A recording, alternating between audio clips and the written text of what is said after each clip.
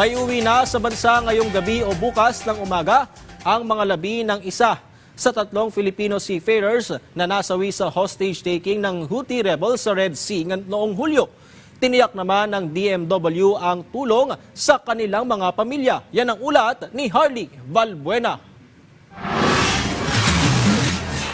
Mula sa kabuang 21 Filipino seafarers na sakay ng MV Eternity vessel na binihag ng Houthi rebels sa Red Sea noong Hulyo, kabuang 17 na ang nakabalik ng bansa.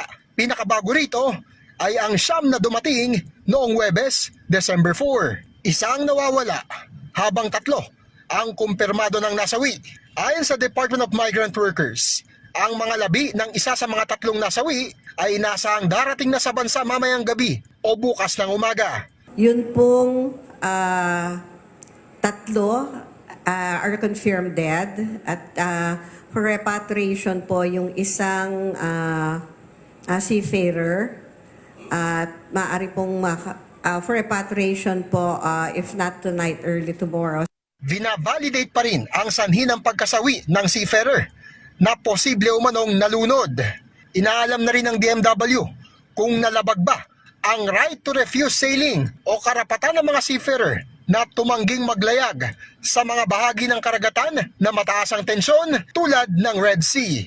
Nananatili na mga aktibo ang mga linya ng komunikasyon sa mga Pilipinong tripulante kung saan sila maaaring mag-report ng mga posibleng paglabag ng kanilang mga employer o manning agencies. We have an agreement with IS-1.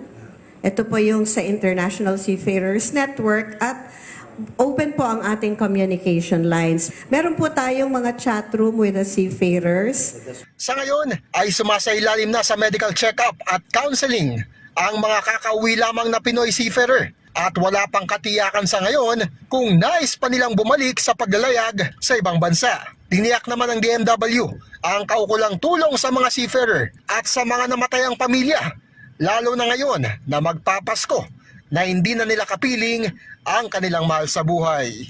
Meron po kaming na-provide na financial assistance. Iba pa rin po yung assistance na binigay ng OWA at yung pong aming continuing counseling to the family. Harley Valbuena para sa Pambansang TV sa Bagong Pilipinas.